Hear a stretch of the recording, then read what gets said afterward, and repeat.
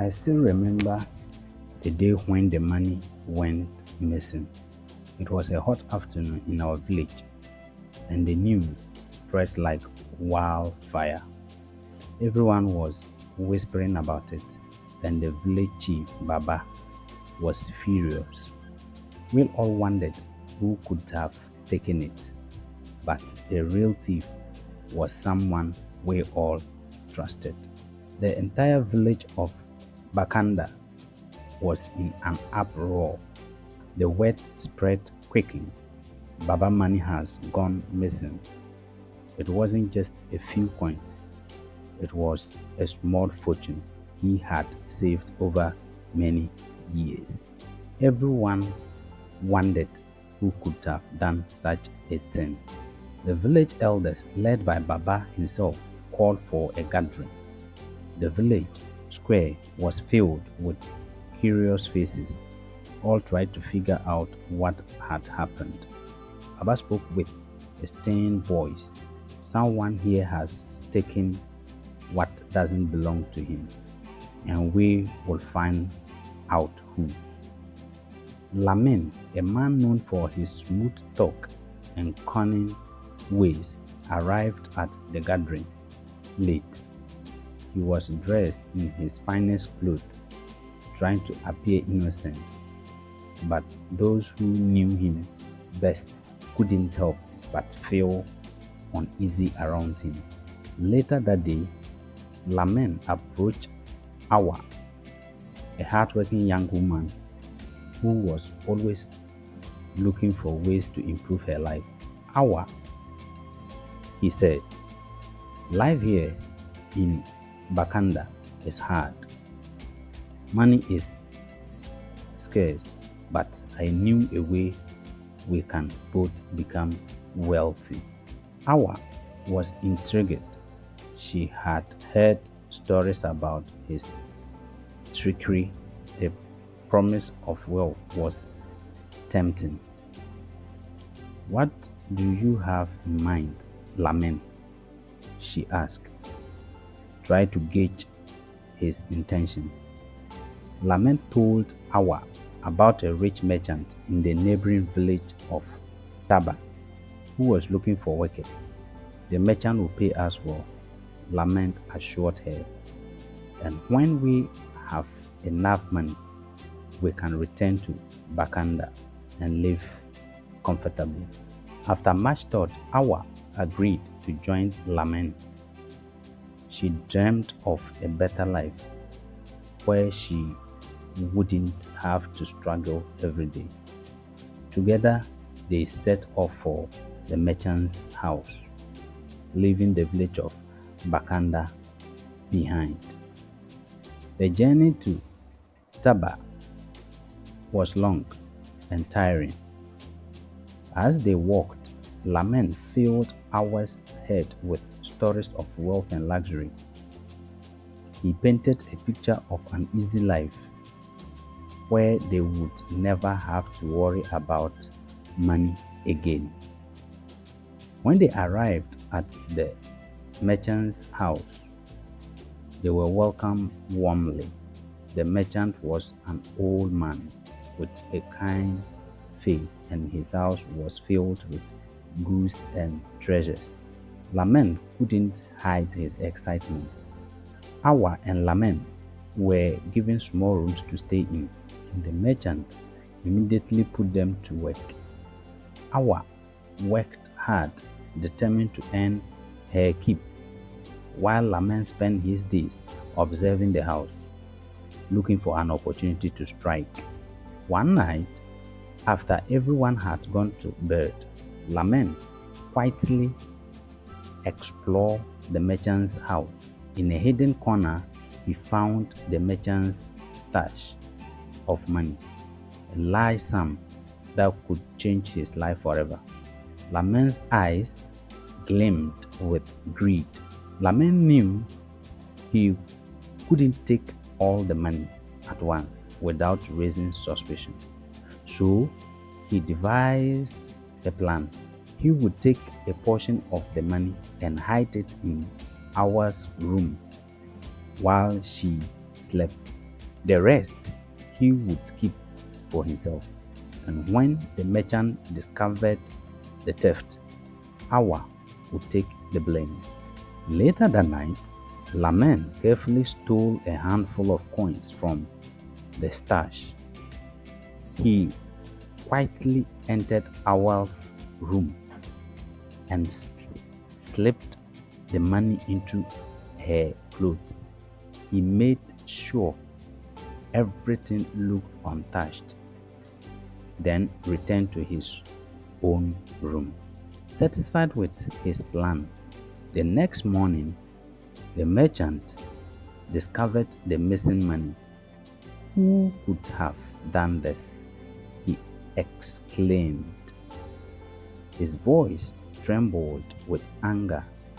He immediately suspected Lamen, knowing his reputation. When confronted, Lamen acted shocked and offended. Baba, how could you have accused me of such a thing? He protested. Look at my clothes. There is nothing hidden there. The real thief must have the money in his possession. The merchant wasn't convinced and decided to search everyone's belongings. He started with Lamen, who confidently showed his empty clothes, then moved on to the other workers. Unaware of the chaos unfolding, Awa slept soundly in her room. She had no idea that Lamen had planted the stolen money in her clothes, nor did she knew that the merchant was about to discover it. When the merchant reached Awa's room, he unfolded her cloth and out stumbled the coins and the money. Aha! Here is the thief, the merchant declared. His voice filled with anger. He grabbed a rope and began to tie it around Awa's wrist. Awa woke up in a state of panic, confused by the accusations. She had no memory of touching the money and couldn't understand why the merchant was so angry. What's happening? She asked, her voice shaking with fear. The merchant ignored Awa's plea and accusations. You were the one who took my money, he said coldly. And now you must pay for your crime. He tightened the rope around her wrist, preparing to punish her. Desperate, Awa begged the merchant to believe her. I swear, I didn't take any money, she cried. I don't know how it ended up in my clothes. Please, you have to believe me. Lamen, meanwhile, stood silently by, watching as his plan unfolded perfectly. He pretended to be concerned for Awa, but secretly felt victorious. He had managed to deceive everyone and would walk away without suspicion. The merchant was unmoved by Awa's plea. He tied her to a post in the yard and gave her a harsh beating. Her cries for help echoed through the village, but no one came to her aid. The pain was unbearable, and Awa felt her hope slipping away. After the beating, the merchant untied Awa and told her to leave his house immediately. Bruised and broken, Awa slowly made her way out, tears streaming down her face. She couldn't believe how quickly her life had fallen apart. As Awa limped away, Lamen knelt down under a tree and pretended to pray. Oh, Sister Awa, he whispered, why did you steal? May you learn from this and live a better life. His words were hollow, but they sounded convincing enough to those who overheard. As Awa walked back to Bakanda, she began to piece together what had happened.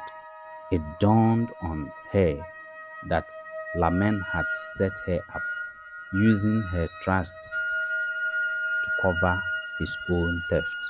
The betrayal cut deeper than the physical pain she had endured.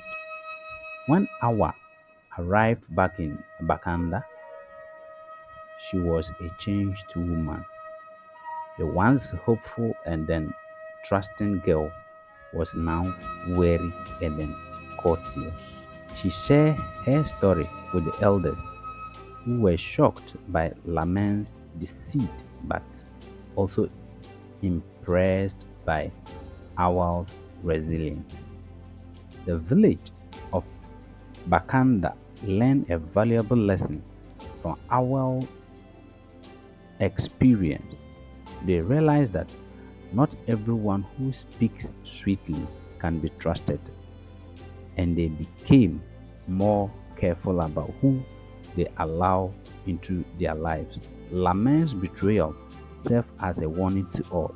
As for Laman, he continued his deceitful ways, moving from one village to village, always looking for his next target. But the story of what he had done to Awa followed him, and soon no village would welcome him. He found himself alone, without friends or allies. Awa, on the other hand, began to rebuild her life. She worked hard and eventually opened a small shop in Bakanda. She never forgot the lesson she had learned, the importance of honesty and the dangers of greed. And while she never fully trusted anyone again, she lived a life of integrity, earning the respect of her fellow villagers.